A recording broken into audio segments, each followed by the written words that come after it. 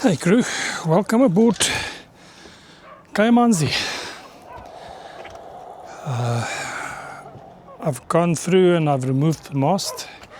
It was a bit of a mission to get that done, and then I've started clearing out the inside so that we can actually get an idea of what's going on. So let me take you inside and show you what we've got there. Okay, so there we've got a bit of a bird's nest. Not sure how the bird got in here, but okay. This is what we've got to work with.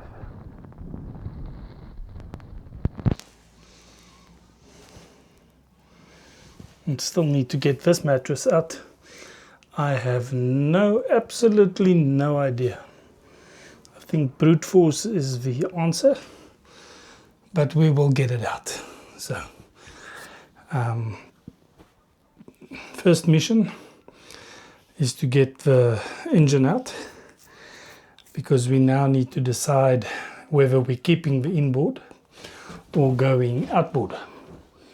And the only way we can make the decision is to see if we can get this baby running or not. Let me show you a little bit. Yeah, we'll see if we can get it running. It will be great to have the inboard. I'd prefer the inboard to the outboard. There's some of the crew to be. And you know, you've seen Dion. Where's Dion? Hey crew, welcome back. Yeah, so I have pulled the engine from the boat, like I said I was planning on doing. And I have since been starting to look at the engine to see if I can get this thing running or see what the condition is. I've been stripping away a little bit. As you'll notice, the sail drive has seen better days. It is totally corroded. It's just flaking apart. It's nothing that's holding it together anymore.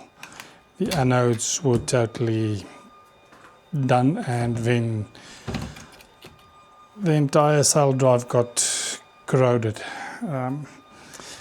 You'll see I've actually cut it there. I had to cut it here and cut the side of the sail drive to actually get it removed from the boat itself.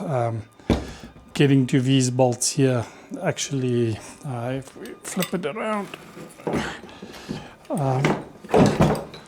it was these bolts underneath here, the way the boat was positioned. It is just a mission. So I just went and cut it out. I was not going to fuss with it too much, since it is corroded beyond repair. So what I've done in the meantime, I have connected a battery to it. Small battery, it's not really the right size, but it will do the job. What I have noticed, the original harness for the ignition system, I've managed to trace that. 2 owners back, who owned the boat, he still has this harness. I made contact with him. He's actually got a spare motor and a sail drive that he said he'll get for me. He's just got it stored away. These motors are made by OMC, which is the parent company. I think it was Outdoor Marine Company, what OMC stood for. They were the parent company for Johnson Eventrude outboard motors, but they've gone belly up many years ago. So this is actually a 25 horsepower outboard motor that they've converted into a 15 horsepower by putting a smaller carburetor on it. So they've detuned it to give it a lot more reliability. And it's only running at 15 horsepower. It's a 2-stroke engine. if I can get the motor running. I suspect this motor was running when it was stopped. The issue was with the sail drive. So I think the entire sail drive seized, and that is the reason why the motor got disconnected and they actually used an outboard motor on it. These engines were manufactured back in the 70s. It's not a new engine. I think it was 15S10, if I remember correctly, which is one of the first versions of this engine. What I did manage to figure out is if I do put some power on the starter, if I bridge out the starter, let me show you. It's a bit of a boermaker plan here, but let's... So the motor turns over fine. I removed the spark plugs and I've sprayed down some WD-40. Let that sit, and then I turned the motor by hand just to loosen up the rings before I actually started turning it over. I've got a good feeling about this motor. I do not think it's dead. I think there's a lot of life left in it. At this stage I do not have spark, but again I will not get spark until I've got the ignition setup sorted out. I need to get that ignition harness because what it does, it actually powers the magneto and everything from the ignition key. So I will not get spark until I've got the ignition key sorted out. So yeah, I'll bring you back once I've got those connected. Hey guys, so thanks to Johan, one of the previous owners of Kayamanzi. He dropped this off for me yesterday. It's a OMC motor, same motor, 15 horsepower, but with a sail drive that's actually in a much better condition. Well, there's not much of a comparison if I look at the two. So yeah, what I've done off camera so far is I have started moving the wiring harness from the original engine. As well as the starter. I've opened up the starter because the starter was not working, and this is what I found inside.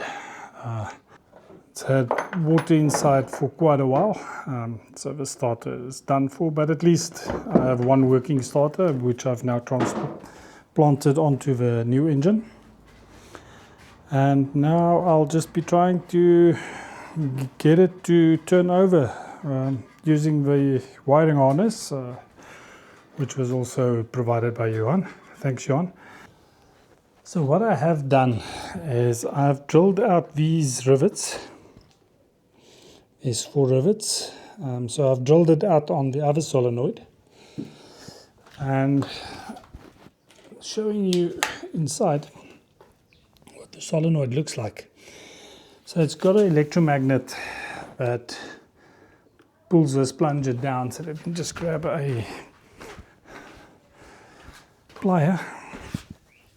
So what happens is it pulls this plunger down. Then this brass ring will short on these 2 poles, and that'll give power from the battery directly to the starter. So if I do this,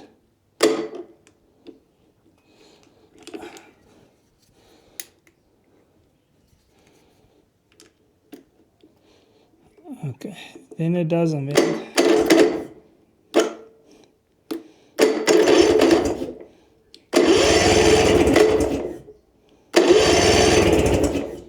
So it looks like the solenoids are definitely the issue here, but we've got a motor that's turning over.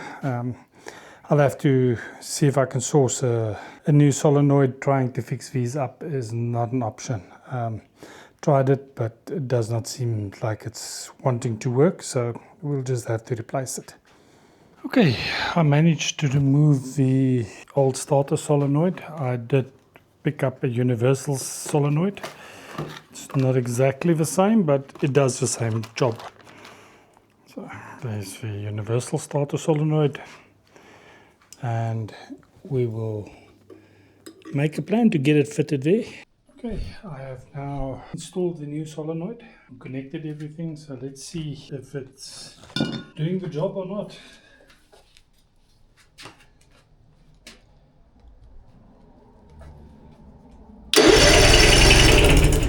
Beautiful. Now the next step is to figure out if we do have spark or not. Let's see if we can ground the spark plug and see if we've actually got spark.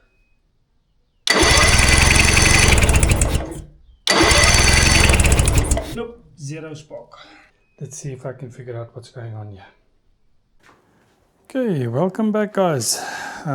So just a bit of a status update. Yesterday I was able to get all the electronics transferred onto this engine. It's shorted quite a bit of electronics. Tested everything, cleaned all the connections, and I've got spark on the spark plug. So I'm confident that this engine will run. What still needs to be done on the engine side is I need to pull the carburetor. This is what the carburetor look like. It's a little 2-stroke carburetor, and just give it a proper clean. The next challenge was that the impeller for the prop was seized. It is not moving at all. So it took a bit of persuasion, and I managed to pull this bearing housing out, and this is actually the cause of it being seized. It's got roller bearings. I don't know if you can actually see inside. There you might be able to see it's got roller bearings inside, and those bearings, somehow there was water inside of this sail drive as well.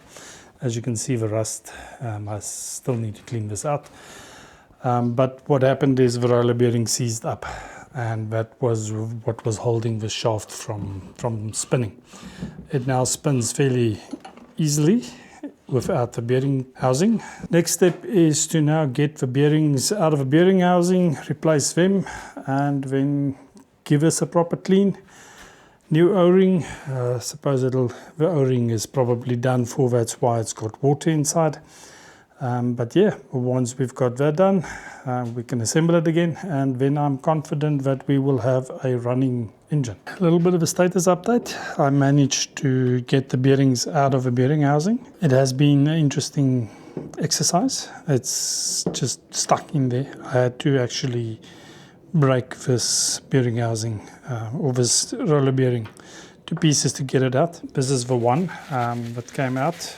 It is totally seized up. There is absolutely no movement on the needles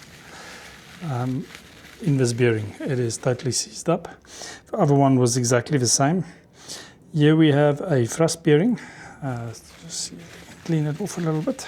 This will also be replaced because it's also totally seized up. So even though it does spin, it is not spinning on the rollers itself. It's just spinning on the grease inside there. So this will need to be replaced. Then we had a seal. This was a water seal. I have to replace, I think it's actually two. We'll have to get them replaced. They usually put them in like this, face to face. The one is to stop oil and grease coming out, and the other one is to stop water from entering into the bearing housing.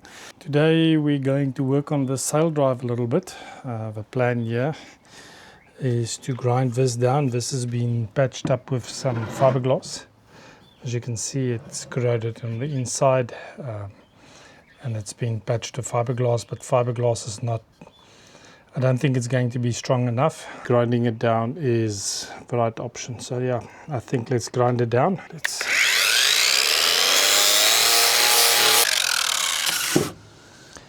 Okay, so we've got it cleaned up. I will now mix some epoxy and get it filled up. What I do is I stick some tape in the inside just to give it a rough contour of what it should look like. Then I'll put some epoxy on the outside and fill it up. What I did here is I ground this bolt hole open. Plan is here to fill it up as far as I can, drill it out again, and then retap this so that we've got a proper bolt that can actually hold this. This whole bearing housing that slides in here is retained by these two bolts. Let's just clean this down with some acetone.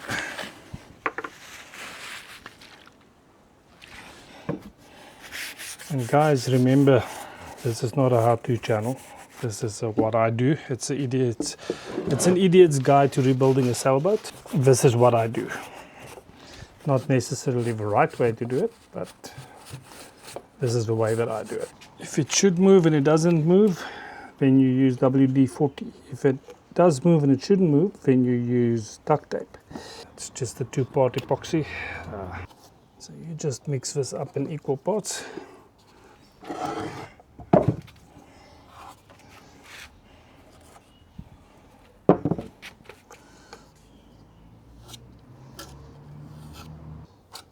What I will do is I'll just stick it on thick and I'll just work it down again.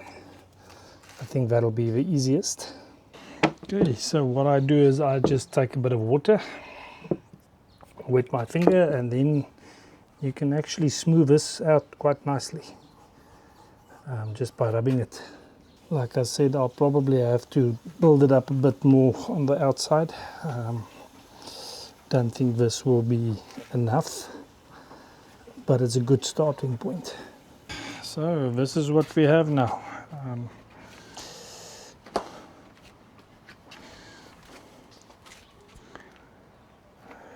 Should be good to start. Just a quick update on what I have done so far. Managed to assemble the little engine again. As you can see, I have rebuilt the sail drive cap. I hope it's going to last, we'll see. The only time will tell. It does spark.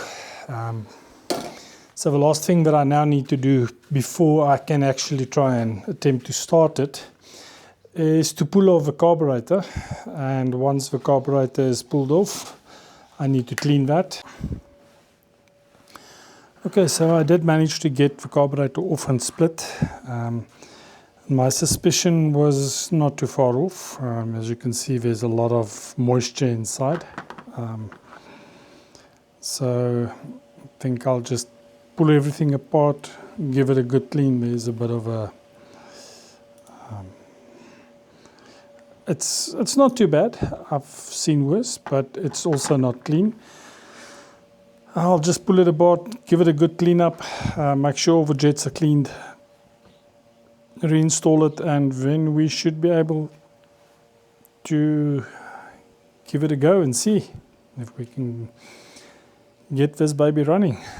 Yeah. Good morning, guys. It's a new day.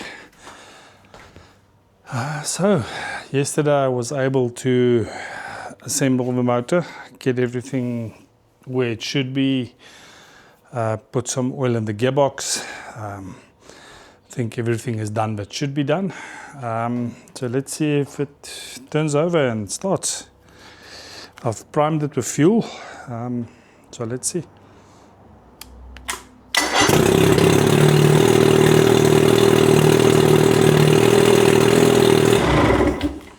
Cool. That's amazing. It was a lot easier than expected. I did not expect it to start that easy. Hey, but I'll take the win. So we are one step closer. What I now need to still do is to add the alternator. The alternator needs to go on here. Like I said, I do have a brand new alternator. Just need to fit the alternator bracket. Bracket fits here. And then, yeah, just get the pulley. I need to transfer this pulley from this motor onto there, so that we can have a belt between the alternator and the motor, and then we should be good to go. I'm glad we are at this stage. So now we know we'll be running an inboard motor and not an outboard, which makes the planning going ahead a lot easier. It's always a good day when things happen the way you plan them. So yeah.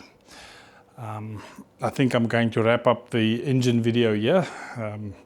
We've got the motor running. The next time you see the motor is when I will be putting it back into Kayamanzi. But that might only be in January. I do not think it's going to happen now. We are planning a trip